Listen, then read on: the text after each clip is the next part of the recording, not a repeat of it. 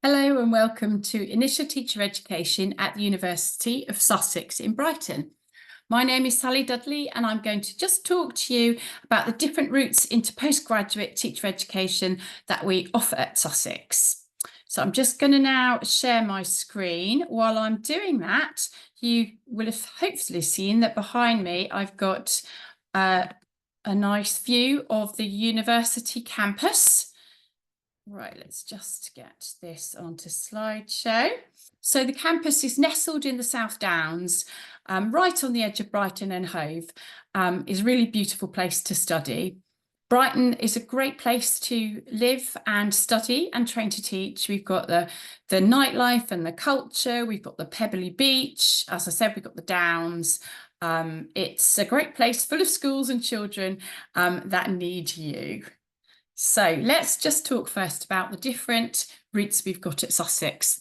So we've got our PGCE, we've got our school choice PGCE, and both of these routes give you qualified teacher status and a PGCE of 90 master's level credits.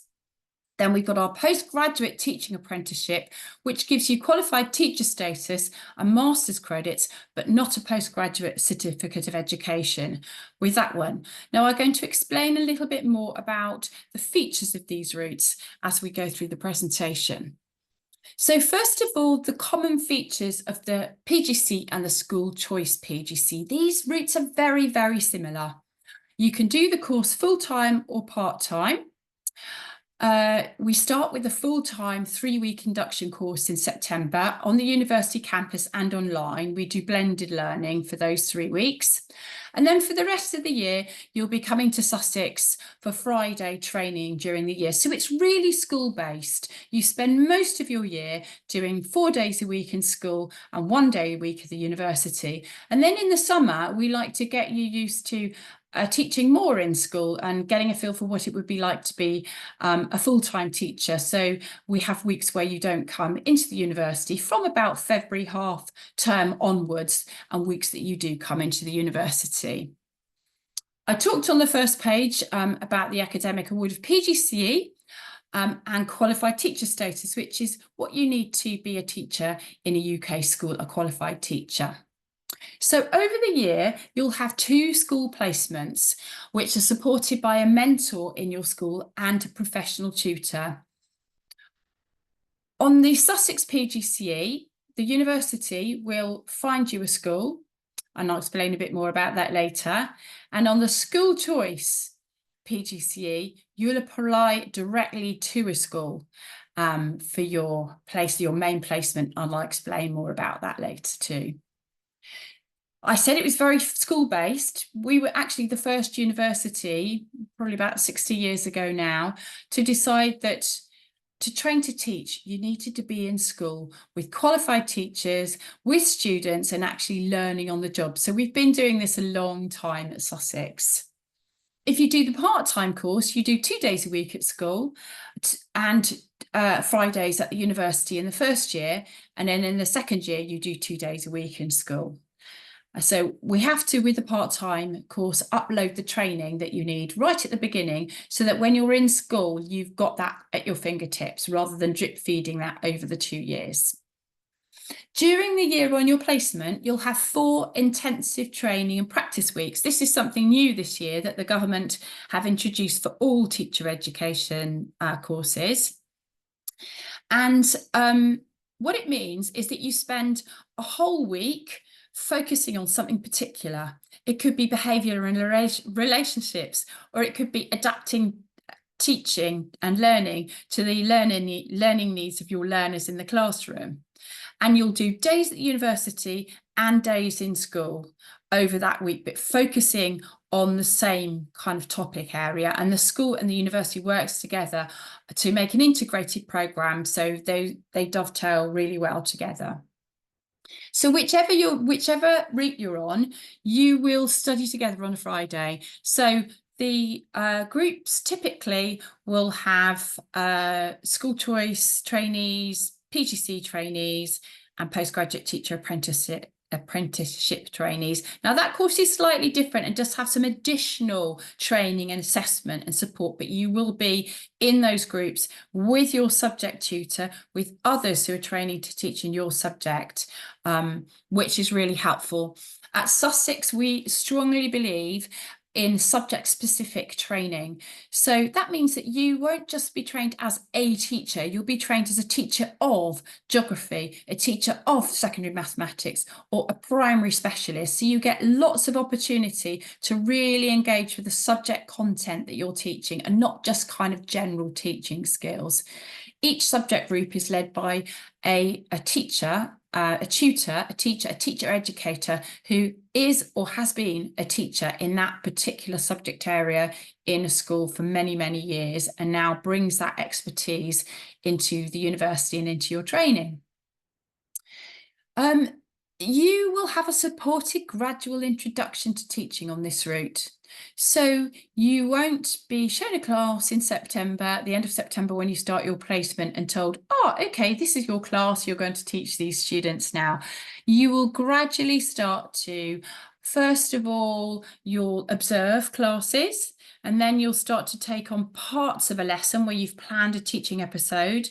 You teach it, get feedback from the mentor, and then you'll put those targets into place in the next lesson. And then you'll build up to teaching your first whole class lesson just before October half term, and then you build to 8 hours of whole class teaching by the end of the Christmas term, so by Christmas, and 12 hours of whole class teaching by Easter, and then in the summer it goes up to about 16. So you get a kind of supported gradual introduction to teaching. We are a research intent university at Sussex, so that means that we've got lots of colleagues working really hard on research, cutting edge research into educational theories and into the ways students learn best. And that underpins all our practice in the classroom. We've got a real emphasis on creative, practical teaching, and we want you to become a thinking teacher who really understands the pedagogy, the sort of science and art behind teaching, to enable you to use the best teaching methods possible to enable your students to succeed, because obviously that's what we're all about here. We're about making a difference and engaging your students in learning and helping them to succeed and to give them better life outcomes as a result of your involvement in their education. So these are some examples of practical work that we do on Friday. So you don't sit in large lecture halls for very long. We usually get together first thing in the morning on a Friday, and we have something that all trainees need to know about. So it might be like how to work with students who've got English as additional language, or how to set up a classroom in terms of rules and routines and relationships, so that you can create really good professional relationships with your students where behaviour in your classroom enables learning. So here we've got some GT trainee teachers working on some practical skills in the workshop. And then we've got some students here, a primary group and a secondary history group, using games for learning. And then we've got some practical learning in media studies and science. So you will find that that after the lecture in the morning, you'll go off into your subject groups for the rest of the day and focus on learning to teach your subject. And they will be small classes where you get to know the tutor really well, you get to know each other really well, and where you can really contribute to discussion and engage in practical activities to support your learning as a teacher.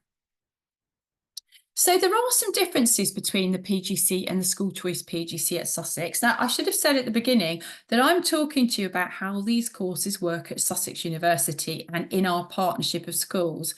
But actually, all trainee teacher education providers will organise their courses differently. So whilst I'm telling you how we do it at Sussex, you'll need to research any other providers you're intending to apply to, so you can find out about how they do it. There's no one size fits all at all. So with the PGC, you have two contrasting placements in two different schools, equal length placements, which are found for you by your university tutor. And they will look at where you live, your personality, because they'll have interviewed you, a snapshot of your personality. They'll look at the level of your subject knowledge. They'll look at whether you've got any dependents, for instance, children at school. So you probably want to be a bit nearer to your school placement. And then they'll place you somewhere where they think you'll really thrive. Now, one of the good reasons for working with a university who's got such a history of working with schools is that we know our schools really, really well. So we know where is a good place to place people. We know our mentors. We know where you'll have a really supportive placement, where somebody's really going to take good care of you and really enable you to become a good teacher.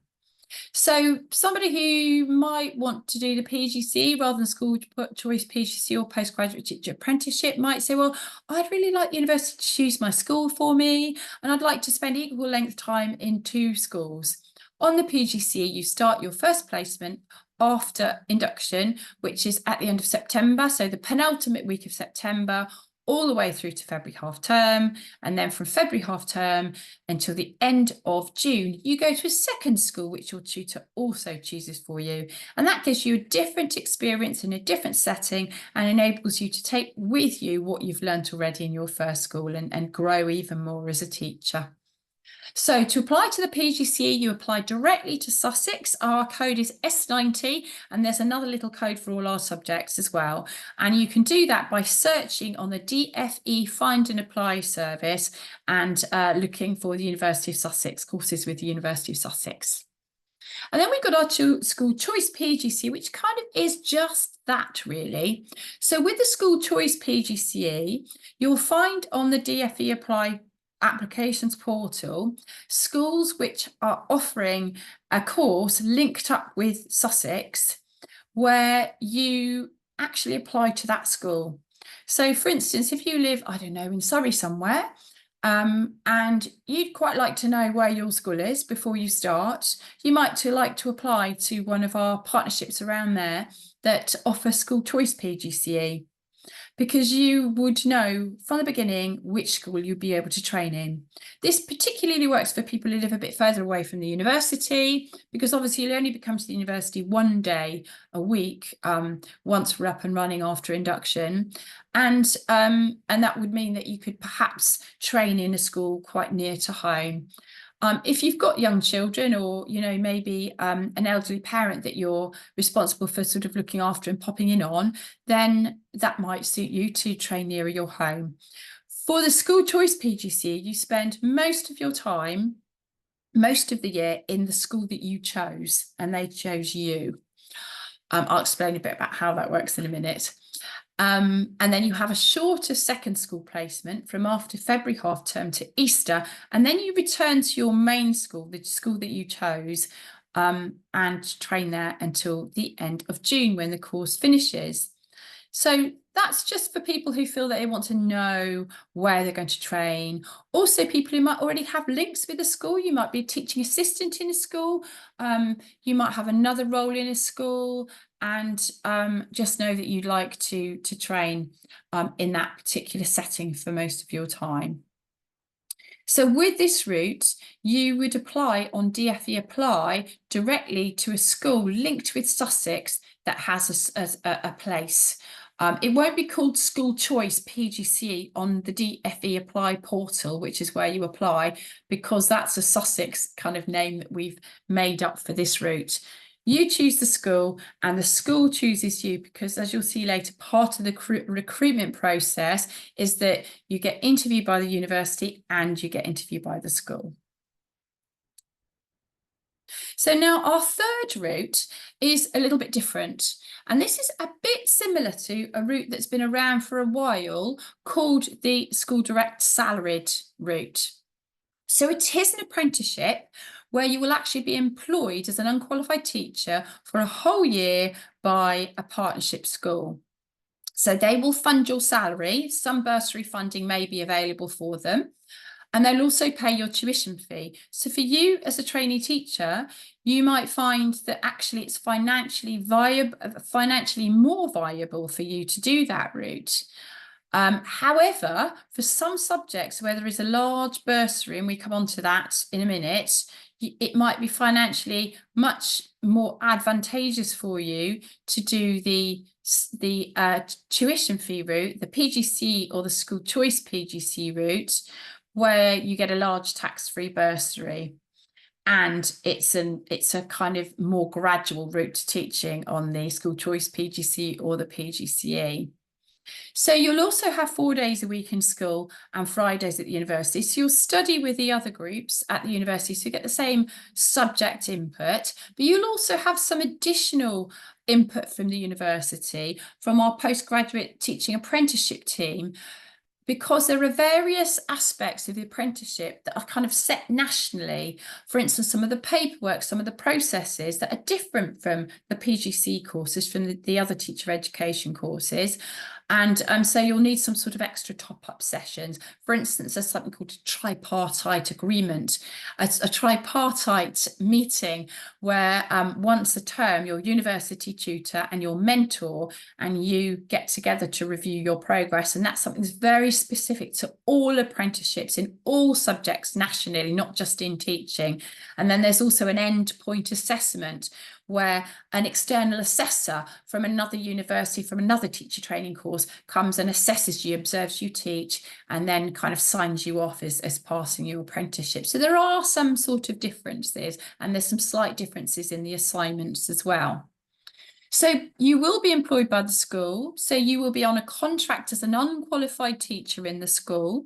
Your pay depends on the area that you live in. So closer to London, it'll be nearer to 26,000. Around here in Sussex, at the moment, it's just shy of 22,000 for the bottom point of the unqualified teacher pay scale. But this comes at a price. This free, as it were, teacher training course, because it's a much less gradual introduction to teaching and much more intensive for you, because you would have your own timetable right from the beginning, not a full timetable, but lessons that you are responsible for on your own, without a qualified teacher with you all the time like the other routes. So you have to be really up for that, which is why it often suits people who've already been working in a school, who've perhaps got some teaching experience or some training experience, or at least some school experience.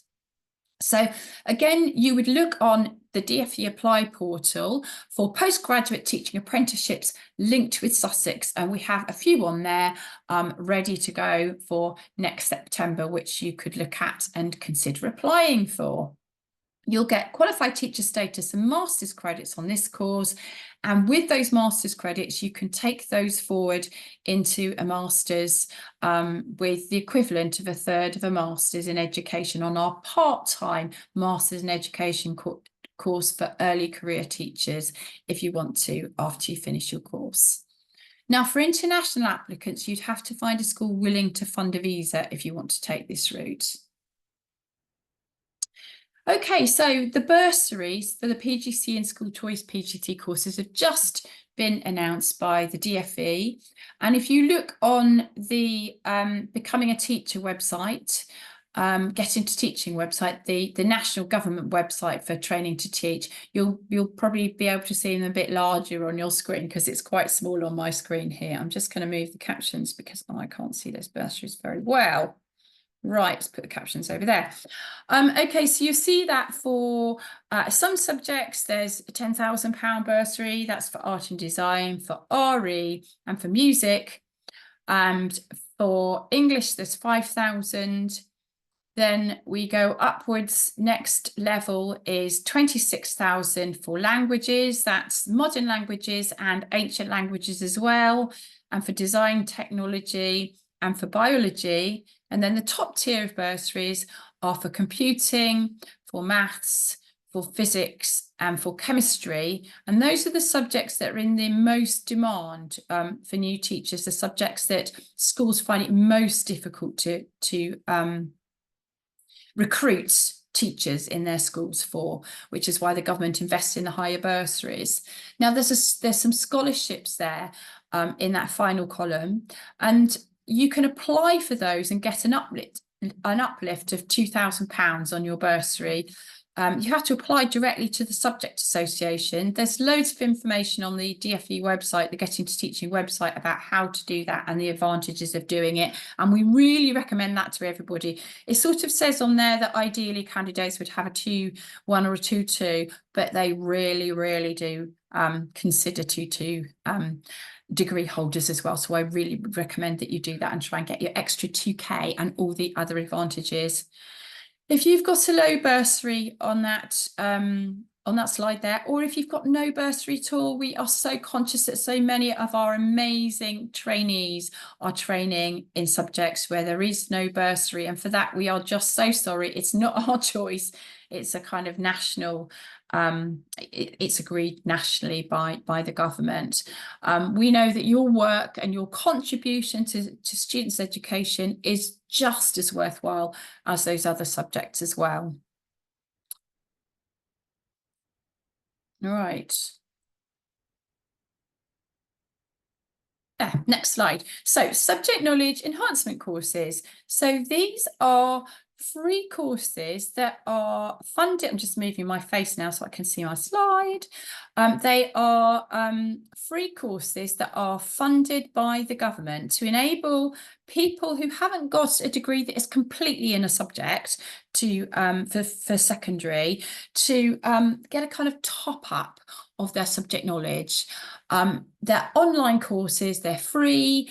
They pay you £175 a week if you're a home student. And languages and physics international students are also eligible for those, but only in those subjects. And they're individually tailored. So at your interview, your tutor would assess your subject knowledge through questions. And if they felt that you had some gaps and that you perhaps weren't that confident, they would make it a condition of you coming on the course in making an offer to you that you take one of these subject knowledge enhancement courses. And the length of the course would depend on your need. So if you have possibly, let's say, a psychology degree, but you have an A-level in maths, our team would make it a condition that you do probably a 28-week maths subject knowledge enhancement course before you start your PGCE. So they all happen before you start your PGCE, before you start your postgraduate teaching apprenticeship, or before you start your school choice PGCE. So it has to be made a condition in order for us to draw down the funding for you to do the course, because the DfE pay the university to do the course. We ran all the courses at Sussex. Oh, I've missed off RE off there, actually. We ran all the courses at Sussex that are presently funded by the DfE. They did fund rather more courses than that, but those, unfortunately, have been pulled, presumably to save money. But we are hoping that those will be redesignated as funding streams at some point. So what my advice to you would be, if you have got an offer of a training place and it is made a condition that you apply for this early, sorry, no, that's not what I mean. I mean, if you think you might want, or you think you might need a subject knowledge enhancement course, please apply for your teacher training course early, so you've got time to do a long one if that's what is offered to you. So the length of the courses go from 28 weeks is the longest down to 8 weeks, which is the shortest. So it really varies on your need, as you can see.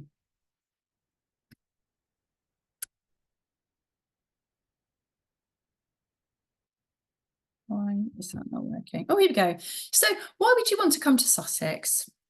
Well, I spoke earlier about our historic training partnership with our placement schools. And every time I do this, I see this slide, I think I must change that to 60, because we've had our 60th anniversary now at Sussex. So we've been working with our schools a very long time. They're very, very close partnership arrangements, and they really do enable us to get the best out of your school placement for you. Our Sussex PGCE is 90 master's credits, and it will give you a pathway into an optional 2-year part-time master's once you're an early careers teacher or a little bit later on in your career. And that means that you can start your master's course already having achieved a third of it. So you do a PGC, you pay for your PGC, but you get a third of a master's thrown in. So quite a lot of our ex-trainees do go into that either straight away after finishing their PGC or a little bit later on. So you will get high quality support from the University of Sussex initial teacher education team. We've got very dedicated mentors. We have small group sizes, and we give you the personal touch. We get to know you really well. You're really known. You get to know each other really well. On a teacher training course, it can be quite a ride because you're going to have the ups and downs of in any profession where you're working with people, and particularly young people. And actually having those small groups, subject groups, where everybody's focused on teaching the same subject, where you can share resources, where you can share stories, where you can give each other ideas, and where you can support each other is really, really important. And those Fridays become a lifeline for our trainees over the year. So you've got your 4 days in school where you're working really, really hard, planning and teaching and assessing and marking and doing duties and helping out with a form tutor and working with teaching assistants and, and. On Friday, you come into the university, you can wear your jeans, you can see your buddies on the course, you can get supported by your tutor and by your peers, and that's really helps. It really, really helps people get through the year. And I trained to teach primary about 100 years ago now, and I am still really good friends with the girls I trained to teach with, and 5 of us get together several times a year with our families and on our own, and we will always be friends. I think friends of a lifetime are made on teacher training courses, and I imagine that will be that experience for some of you as well, hopefully all of you. So as well as the university supporting you, you will have your mentor and your professional tutor in school, your mentor who will be responsible for training you, for meeting you each week, for giving you a dedicated training meeting, ongoing support and dialogue all week, and they'll be observing you teach. After October half term, we normally start the observations where they'll observe you formally each week, write a report on your progress and give you targets that you'll then try to meet in your next lesson. So that's how you learn as a teacher, by teaching, by planning, by teaching, by getting feedback from a qualified teacher, and then putting those targets into place. And gradually over the year, you become more confident and more competent in your work.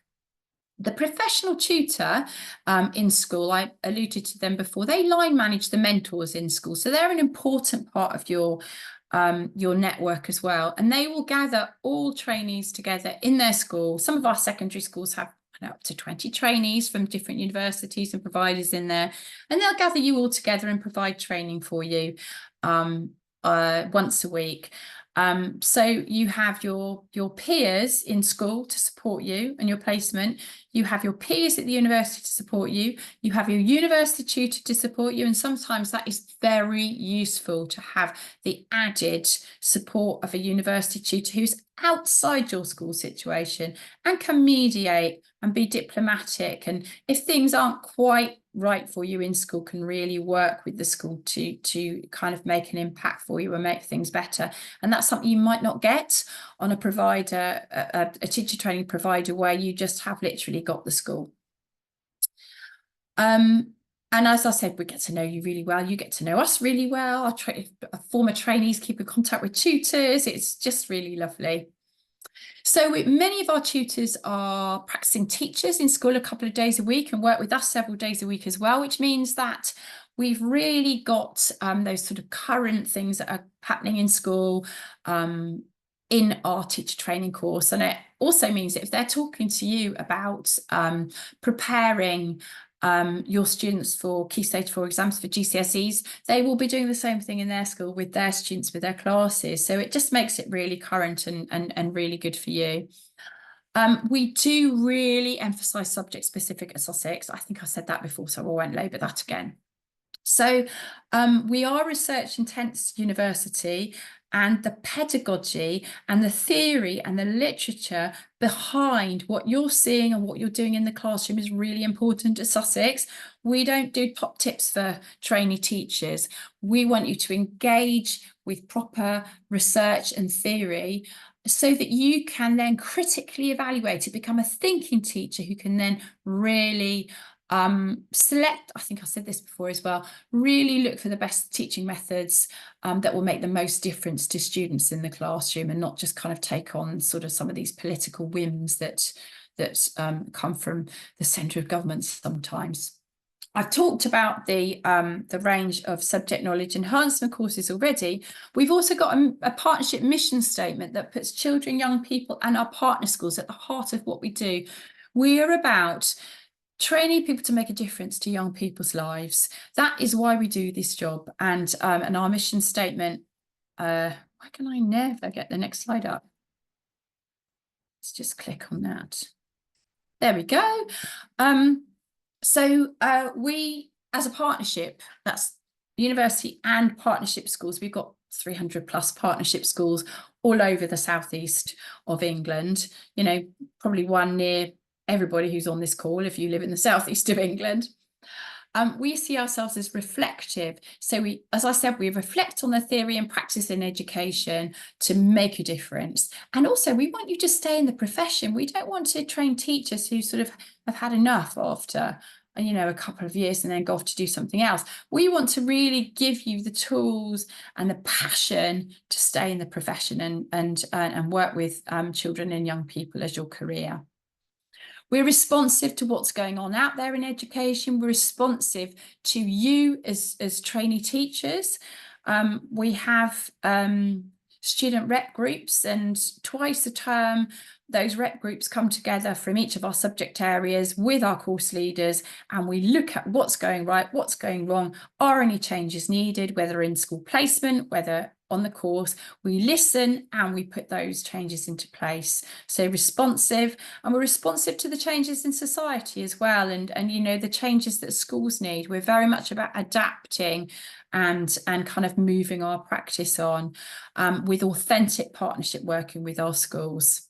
And we're research driven. We want you to be confident, creative and adaptive.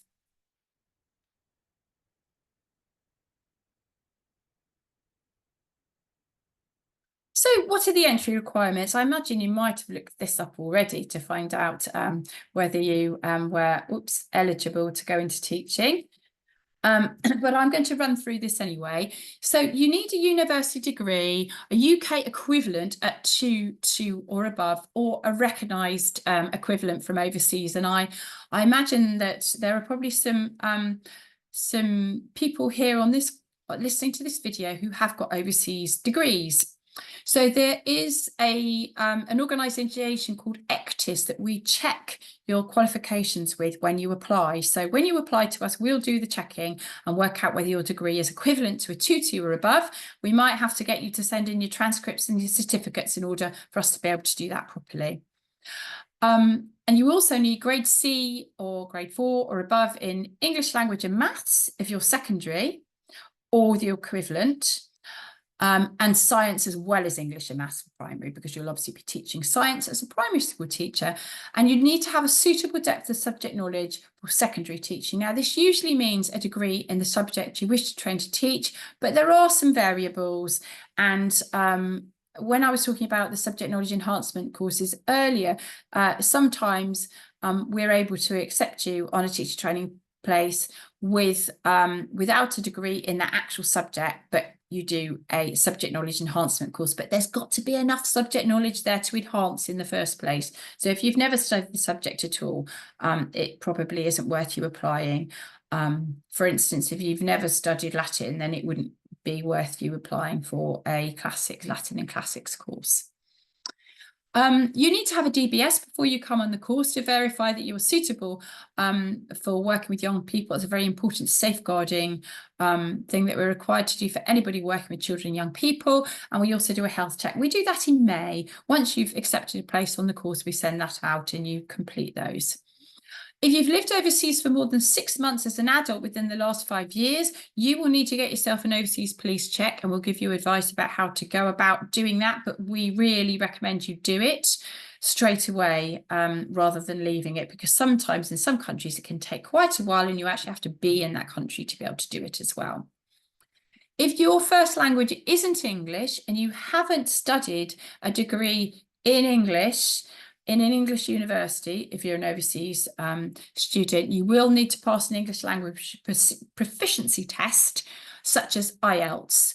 And we will send you out these slides after the event, and you can kind of check on there to see whether what you've got as English proficiency meets the university requirements. Now, school experience, it is not compulsory, but we do recommend you get it, because it's a bit difficult to do an interview where you have to do a little teaching episode, like a little sample 5-minute lesson, if you've never been in a school, well, since you were obviously at school yourself. So it's really important to get into school if you possibly can, and just reassure yourself that a teaching career is right for you, especially if you're changing career and you're going to teaching. It's really important to go into school and sort of go in with your I might be a teacher hat on, observe and look at what staff do, talk to staff, talk to students, and just really make sure it is what you want to do. It's not compulsory to have school experience, but it does help you at an interview, so we do recommend it. If you're applying for the postgraduate teaching apprenticeship, it would be quite difficult, I think, to get on a postgraduate teacher apprenticeship without any teaching experience already, because, as I said, you'd have to be teaching right from the word go some of your classes. Okay, so next slide, we must be nearly there. So how to apply?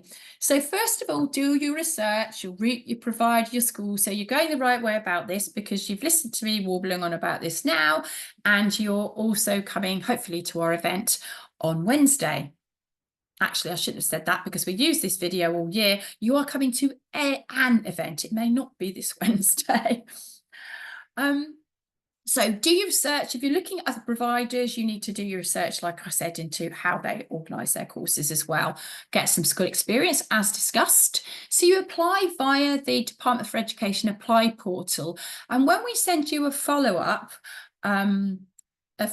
email after whichever event you've come to, we'll send you a link to that so you can see how to get on it. But equally, you can find it just by Googling find DFE, find and apply, and you'll be able to get onto it.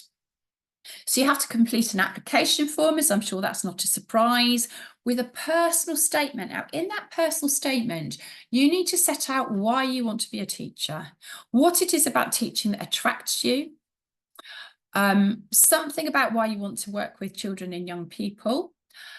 If you've had any experience in working with children and young people in a school or outside of school, I suggest you kind of expand on that.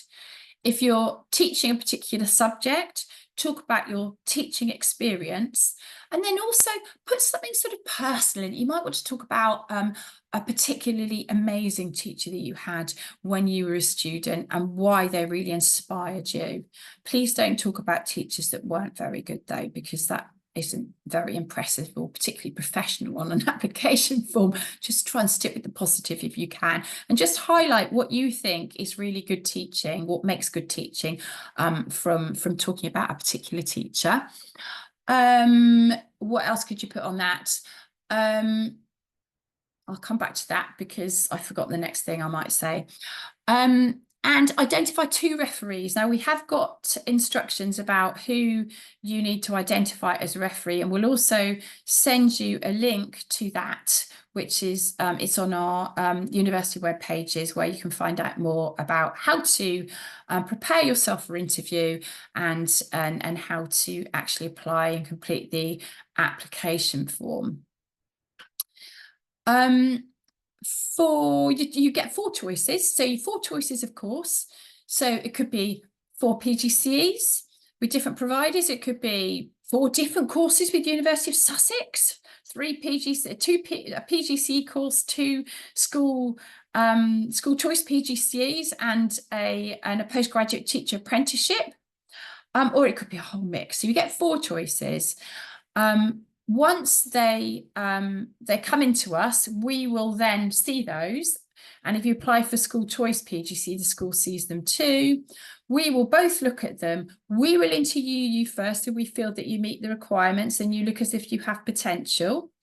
And then we will pass a recommendation to the school that you're either ready for them to interview for their school choice PGCE, or that you need a bit more time. Perhaps you need another year really to sort of develop a few more skills and perhaps have a go at applying again another year.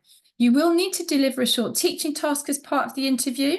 You can choose whether you have an online or an in-person interview, whether you want to come to campus or whether you want to do your interview online. Obviously, if you're up in Leeds, you might well want to do it online.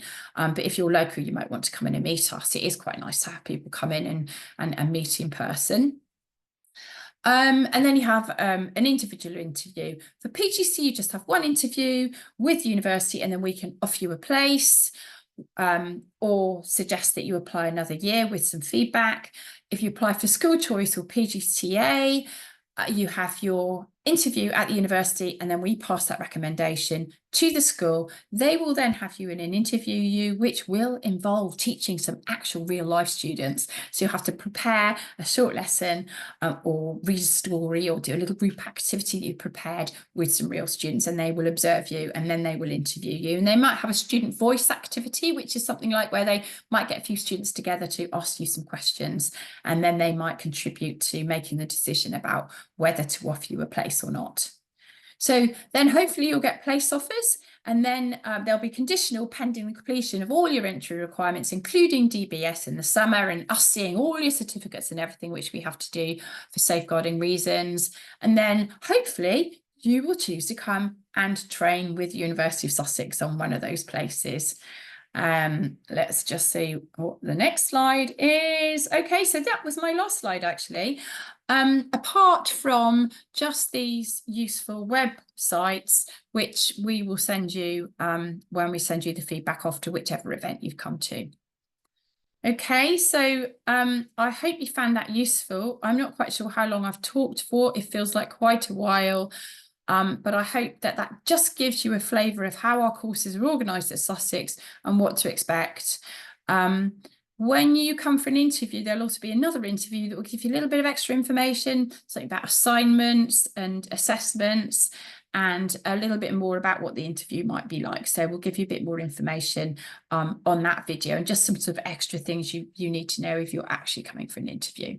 But anyway, I hope to see you at whichever event you're coming to, and then I hope to see you on an interview day perhaps, or if not that, actually when you come to induction in September to actually start the course. So thank you very much for listening, and goodbye.